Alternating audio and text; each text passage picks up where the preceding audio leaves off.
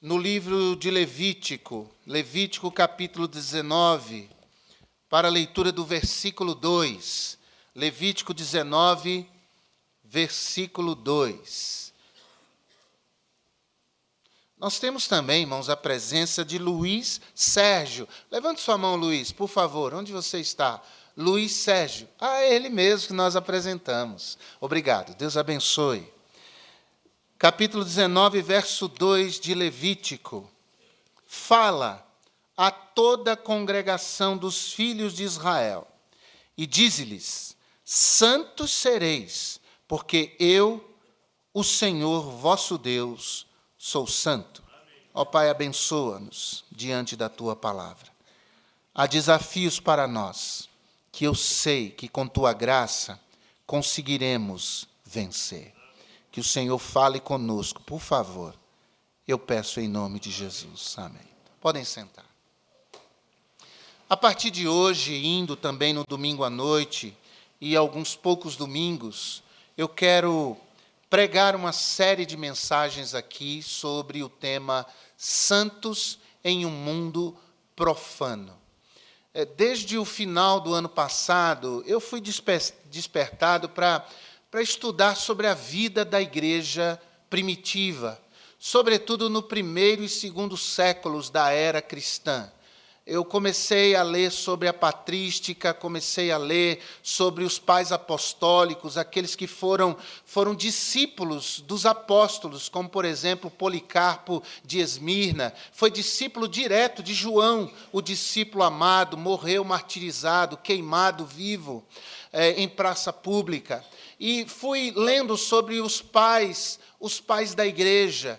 Os pais da igreja, o período da patrística, que vai do ano 2º até o ano 6º depois de Cristo. Uma leitura muito interessante. E o meu objetivo era entender como é que os primeiros cristãos viviam, qual era a conduta deles. E à medida em que eu ia lendo, Deus foi me despertando para estudar sobre santidade, sobre vida santa. Porque nós imaginamos que os dias mais difíceis em termos de imoralidade são os dias de hoje, em termos de rebeldia contra Deus, a palavra, os padrões de Deus, são hoje. E eu quero dizer, irmãos, que isso sempre habitou a história humana.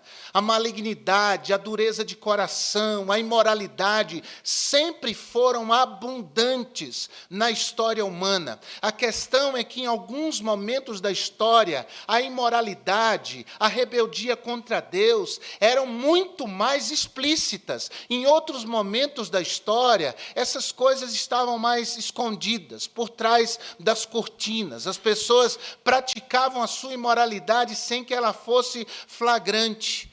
Mas é uma mazela que habita o coração do ser humano, o coração decaído, o coração pecaminoso, o coração sem Jesus.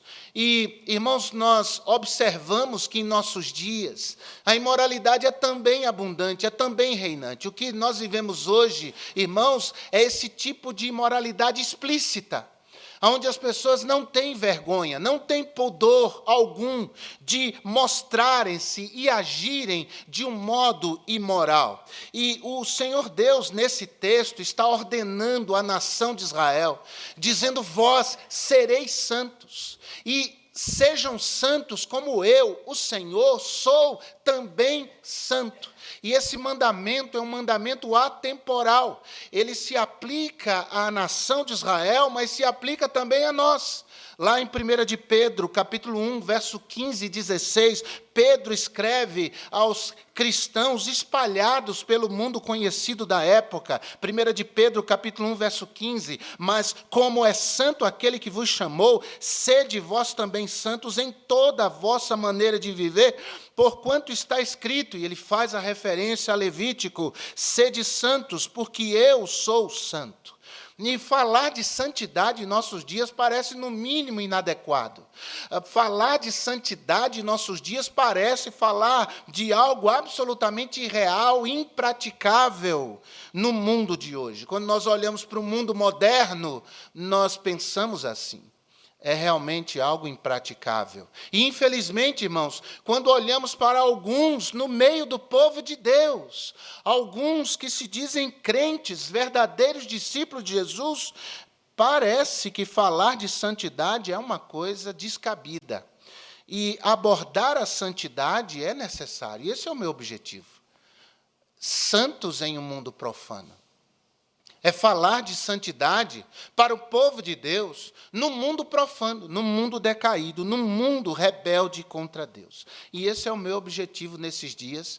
Peço a sua oração por mim, peço que você ore pela igreja e que essa igreja possa, cada dia mais, buscar maior santidade na presença de Deus. Então, a partir de hoje, pela manhã, eu vou analisar os principais sentidos da palavra santidade e suas variações. Tá? Esse é o meu objetivo nesta manhã. E eu chamei essa mensagem, essa primeira mensagem, de santas palavras. Vamos pensar nessas santas palavras? Primeiro, entendamos o que significa a palavra santidade. A palavra santidade, quando aplicado à realidade humana, é a qualidade de todo indivíduo que se afasta da impureza com o fim de ser usado por Deus. Veja que santidade não é só o afastamento daquilo que desagrada a Deus, mas é também a capacitação com esse afastamento para que esse crente, para que esse filho de Deus, para que esse discípulo de Jesus possa ser usado e servir de maneira útil ao Senhor. Esse é o sentido de santidade. Afastar-se da impureza para ser usado por Deus. E entender isso é fundamental, irmãos, para a nossa vida cristã, porque ao longo da história da igreja, ao longo da história eclesiástica, o mau entendimento do que significa ser santidade levou a distorções e até a absurdos no meio cristão. Por exemplo, quando Constantino aparentemente se converteu ao cristianismo no século IV, ele abarcou com a sua conversão, entre aspas, os cristãos ao lado dele. Os cristãos vieram para o lado de Constantino. Eles pensaram, é mais ou menos aquilo que alguns cristãos pensam hoje. Se o Brasil tivesse um presidente crente, o Brasil seria diferente. Isso é uma ilusão. Isso nunca aconteceu na história de uma maneira eficaz e não vai acontecer aqui também. Essa não é a realidade. Se a nossa igreja fosse dona de um canal de televisão, esse canal de televisão só exibiria coisas boas. Você assiste um canal de televisão que o dono é um bispo de uma grande denominação neopentecostal no Brasil. E o que já se mostrou de impureza, de sujeira nessa TV, porque o que vale nesse sentido é o poder. Constantino se corrompe. O Império Romano deixa de perseguir os cristãos.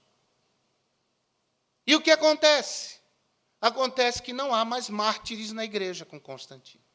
Não há ninguém mais morrendo ou sendo preso por pregar a Cristo no Império de Constantino. E, ao mesmo tempo, a igreja que se forma ali, que é uma igreja universal, é a igreja católica, ela nasce ali, ela naquele momento passa a ser habitada por todo tipo de pessoas interessadas no poder e somente no poder. Então, essa degradação da religião oficial daquela época, que se tornou o cristianismo, levou algumas pessoas a buscarem o isolamento, a buscarem uma vida santa, a fugirem da podridão, a fugirem daquilo que Deus desagradava. E eles, portanto, vão se esconder, eles vão se isolar em busca de uma santidade. Eles iam para os pântanos, para os desertos, para as cavernas, entendendo que se eles se isolassem de tudo e de todos, eles alcançariam uma vida santa. Há um relato na história do monasticismo anacoreta. O que esse palavrão quer dizer? eram homens que buscavam isolamento. Anacorel é isolar-se, é afastar-se, é ficar sozinho. E esses anacoretas, eles habitavam os pântanos, como disse, as cavernas, os desertos, sozinhos, porque assim eles entendiam: eu terei uma vida santa, longe de tudo e de todos. Na Síria tinha um desses anacoretas chamado Simão. Ele era parte de um grupo chamado de estilitas. Estilitas, não é estilistas, é estilitas, tá bom? Porque eles subiam em grandes troncos de árvores, por exemplo, de 10, 15, 20 metros. Troncos de 1 metro quadrado. E eles ficavam lá em cima para dizer: eu estou longe dessa podridão, eu estou longe de tudo e de todos. E eles ficavam lá. E como é que eles tomavam banho? Eles não tomavam banho. Quando chovia, eles tomavam banho. E quando comer, o que ele tinha que fazer? As pessoas, por piedade, amarravam em cestos comida, colocavam numa grande vara e subiam para que eles pudessem comer. E fazer as necessidades fisiológicas. Eles faziam tudo lá em cima. Eles entendiam que, desta forma, eles estavam se isolando, ficando livres de toda a podridão, e assim eles teriam uma vida santa. Esse Simão estilita, esse homem, irmãos, praticamente apodreceu vivo em cima de um lugar como esse. A história diz que vermes saíam dele. Dá para imaginar isso? E dá para imaginar o que ele fazia com esses vermes? É isso mesmo, ele comia os vermes que saíam deles. Agora, esse movimento, irmãos, anacoreta, não acrescentou nada à cristandade. Não acrescentou nada à fé cristã. Porque esse tipo de ideia de santidade: eu vou para um monastério, eu vou para um convento, eu vou para um lugar isolado, longe dos pecadores, e assim eu terei uma vida santa, não é o padrão das Escrituras. E não é o que Deus deseja para nós, naquilo que se refere a uma vida santa. Jesus disse em João 17, verso 15, não peço que os tires do mundo. A vontade de Deus não é que nós nos isolemos e fiquemos longe de tudo e de todos. O apóstolo Paulo, escrevendo aos Filipenses, capítulo 2, verso 15, diz: para que sejais irrepreensíveis e sinceros, filhos de Deus, inculpáveis no meio de uma geração corrompida e perversa, entre as quais resplandeceis como astros no mundo. Notou o no mundo. Nós não somos do mundo, mas vivemos no mundo. Nós não somos do mundo, mas fomos enviados ao mundo. A vontade de Deus é que nós vivamos no meio do mundo, no meio das pessoas. É no meio dessa sociedade rebelde, ímpia, longe de Deus, rebelde contra Deus, é no meio deles que nós devemos viver. E viver de uma maneira santa. E esse é o grande desafio. Essa é a grande questão. Nós somos sal da terra e somos luz do mundo. Portanto, santo não é o que se isola de tudo e de todos, mas santo é aquele que, mesmo no meio da imoralidade, mantém o seu caráter, mantém-se agradando a Deus, mantém-se intocado de toda essa malícia e toda essa maldade, com o intuito final de ser útil para as coisas de Deus. E esse é o nosso grande desafio. O que temos visto com muita tristeza, irmãos, são pessoas que se dizem povo de Deus, contaminadas com as coisas desse mundo. O movimento evangélico no Brasil, irmãos, é uma vergonha, para dizer uma palavra leve. O que se chama de evangelho no Brasil, irmãos, é um lixo, não tem nada de evangelho de Jesus. Você vê igrejas no carnaval organizando blocos de carnaval. Você já pensou? O povo de Deus na avenida, pulando o carnaval. Ah, mas nós falamos de Jesus, mas não é fazendo o que os imorais fazem. Não é assim. Nós somos chamados para ser santos no meio de uma geração impura, no meio de uma geração imunda, e devemos buscar isso. Devemos buscar isso com a oração, com o jejum, com a leitura da palavra, com as práticas das disciplinas espirituais. Nós temos que buscar isso. Deus não quer que nós nos isolemos. Deus quer que continuemos vivendo em sociedade, mas fazendo brilhar em nós a pessoa gloriosa de Jesus, com nossas palavras, com nossos gestos, atitudes, no meio desta geração corrompida, demonstrando que nós somos diferentes. E aí vemos crentes que aderem aos modismos numa facilidade tão grande. Porque todo mundo está fazendo agora, então vou fazer também. Não, você é um santo de Deus, você é uma santa de Deus, você foi chamado para consagrar-se ao Senhor e viver uma vida santa na presença de Deus. Essa é a realidade, esse é o Evangelho, esse é o verdadeiro cristianismo. E nós temos que buscar isso, irmãos. Casais que vivem uma vida santa, jovens que vivem uma vida santa, adultos, idosos que vivem uma vida santa. Mas como, pastor? Pessoas idosas certamente vivem uma vida santa? Nem sempre. Somos humanos, passíveis de nossos pecados, sujeitos às mesmas paixões, mas devemos buscar uma vida de santidade, não importa a idade que tenhamos. Você foi lavado pelo sangue de Jesus, então Deus diz, sede santos, porque eu, o Senhor vosso Deus, também sou santo. Segunda palavra, segunda santa palavra, é a palavra santificação. E santificação é, no sentido moral, o afastamento de tudo aquilo que é impuro. Apocalipse 22, verso 11, se você quiser acompanhar. Apocalipse 22, versículo 11.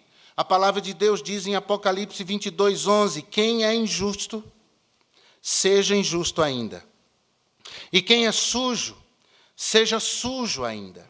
E quem é justo, seja justificado ainda. E quem é santo, seja santificado ainda. Uma outra versão diz, quem é limpo, limpe-se mais. Quem é sujo, suje-se mais. Quem é santo, santifique-se mais. E essa palavra de Jesus, através de João, irmãos, reflete o juízo de Deus e a graça de Deus. Veja, quem é sujo, quem é injusto, quem é impuro, continue na impureza. É o juízo de Deus. Continue se sujando, cave mais fundo, mergulhe mais fundo na lama do pecado, da imoralidade, da devassidão, da rebeldia contra Deus. Vá mais longe. Mas quem é limpo, limpe-se mais. É a palavra da graça de Deus para nós. Quem é santo, santifique-se mais. Essa é a grande luta nossa, irmãos. Buscarmos a santificação. Eu me lembro anos atrás de tratar com um homem que tinha problema sério com pornografia. Sério, um homem crente, lutando contra isso. E eu sentei com ele e disse, você vai fazer duas coisas. A primeira coisa, você vai ler Romanos 6, de manhã, de tarde e de noite, pelo resto da sua vida. Você vai decorar até as vírgulas de Romanos 6. Romanos 6 é uma vitamina que nos blinda contra pecados escravizadores. Primeira coisa. Segunda coisa, você vai pegar o seu videocassete. Videocassete. Lembram de videocassete? Você vai pegar o seu videocassete. Você vai pegar essas fitas sujas. Você vai dar esse videocassete para alguém. Você vai pegar essas fitas sujas. Era um homem casado, irmãos. Era um homem casado. Não era um adolescente escravizado pelos seus hormônios descontrolados. Era um homem casado. Você vai pegar essas fitas sujas. Você vai jogar álcool em cima delas, no quintal da sua casa. Você vai queimar isso. Esse homem fez. E o tempo passou. E ele continuou lendo Romanos 6. E eu acompanhei por semanas, até que ele disse, pastor, Deus me libertou desse vício. Deus me libertou desse mal. Agora hoje, se vem um homem na mesma situação, para mim, é mais complicado. O filme pornográfico não está mais na fita nem no videocassete, está no celular dele, na palma da mão dele. E a minha vontade é dizer, dê o seu celular para alguém. Não tenha celular. Hoje é complicado não ter um telefone celular. Mas é possível vencer isso. Lendo Romanos 6, buscando uma rede de apoio, buscando ajuda. Recentemente, com quem conversei, e eu disse assim, quando você sentir vontade de ligar o celular para ver isso, quando você sentir essa tentação, liga para mim. Liga para mim. Liga. Não manda mensagem, não manda áudio. Liga para mim. Nós vamos orar juntos. Eu vou aí, se for necessário. Mas você não vai mais pôr essa podridão diante dos seus olhos. Santificação é o ato de cortar na própria carne. Isso é santificação no sentido moral, mas no sentido funcional é o preparo ou a consagração de algo ou alguém para uma determinada obra. E eu nem quero falar tanto disso. Mas, irmãos, existe uma onda no meio evangélico lixo brasileiro. Eu sei que tem igrejas sérias, e essa igreja é uma igreja séria. Há outras igrejas sérias, mas, irmãos, hoje, infelizmente, nós estamos vendo que, majoritariamente, o que nós vemos não é evangelho de Jesus. Não se prega Cristo, não se prega salvação, não se prega contra pecado, não se prega a necessidade de arrepender-se de pecados. Hoje, infelizmente, o que nós temos visto é isso. E que Deus nos livre disso, irmãos. Deus nos livre disso. Mas tem uma ondinha por aí dizendo o seguinte: Jesus sempre criticou os fariseus e os escribas. Os fariseus que iam ao templo, eles eram hipócritas. E o que dizem é assim, esse negócio de ir para a igreja é coisa de hipócrita, é coisa de fariseu. Jesus sempre criticou os fariseus. Mas Jesus sempre abraçou as prostitutas. Jesus sempre abraçou os publicanos. Jesus abraçou os pecadores. Essas pessoas não iam à igreja, e foi a eles que Jesus amou, foi a eles que Jesus abraçou. Irmãos, isso é no mínimo o diabo torcendo a Escritura. Porque Nicodemos era fariseu. E Jesus anunciou a necessidade de novo nascimento para um fariseu.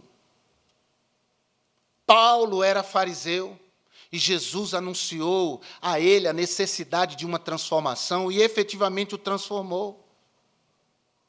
E Jesus foi às prostitutas, mas não para apoiar o pecado delas, mas para chamá-las ao arrependimento. A pregação de Cristo era essa: arrependei-vos.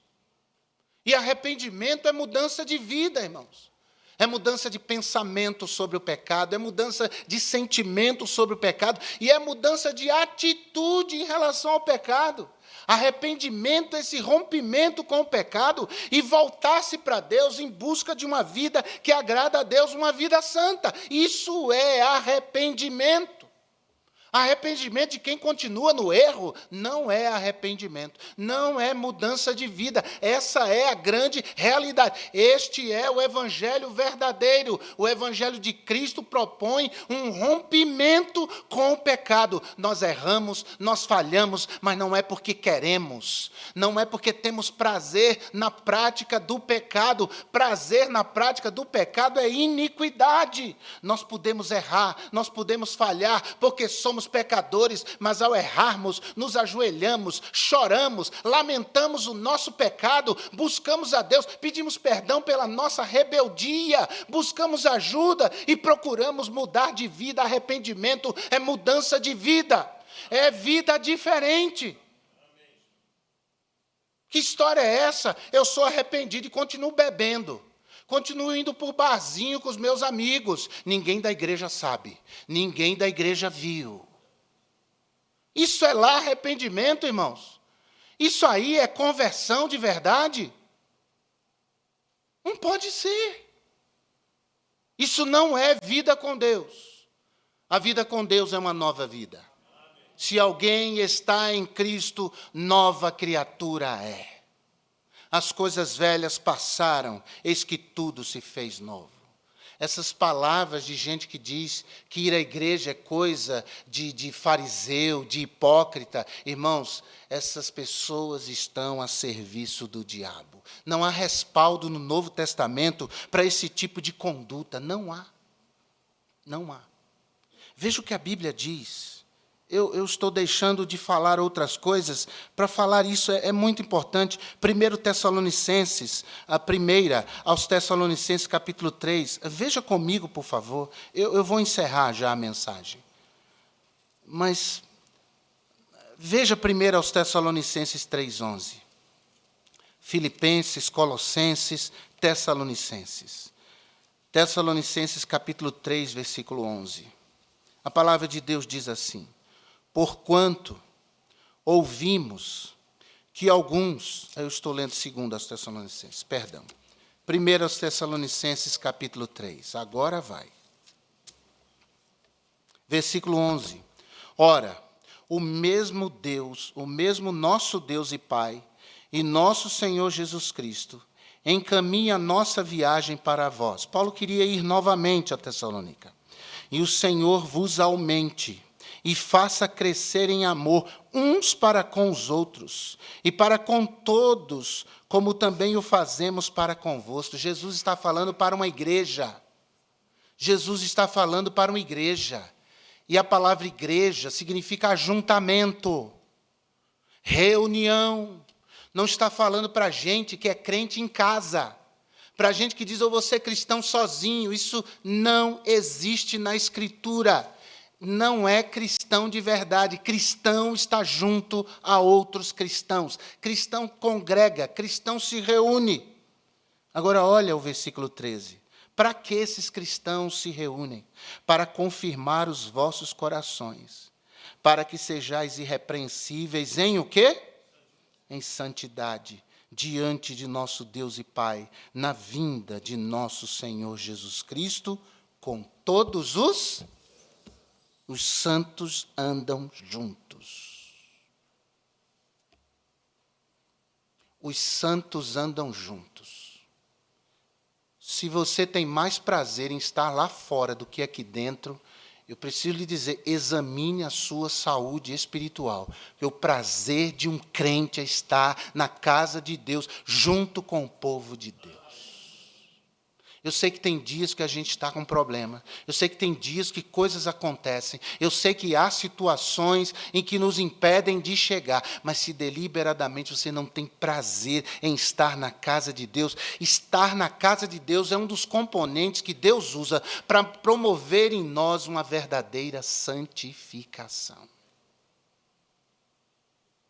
Isso é muito sério. Isso é muito sério. Eu ia falar de santificar, mas eu não tenho mais tempo. Mas está ligado a isso que falei hoje aqui. Deus quer, irmãos, que nós busquemos mais vida santa. Eu tenho dito aqui, menos de mim e mais de Deus. Menos de mim em mim mesmo, mais de Deus em mim mesmo.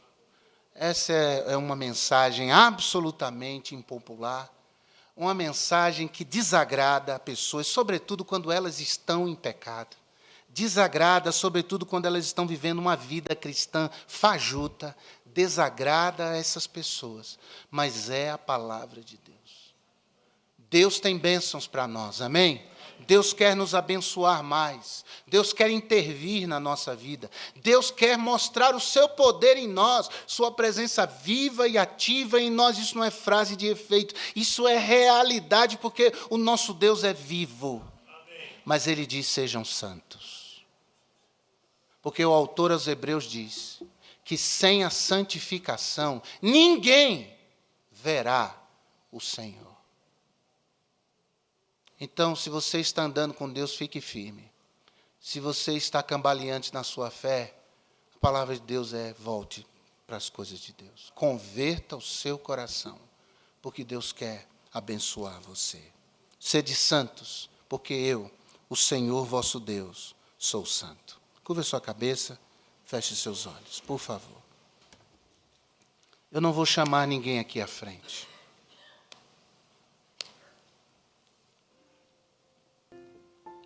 Mas se alguém aqui está precisando de oração, diante do que você ouviu,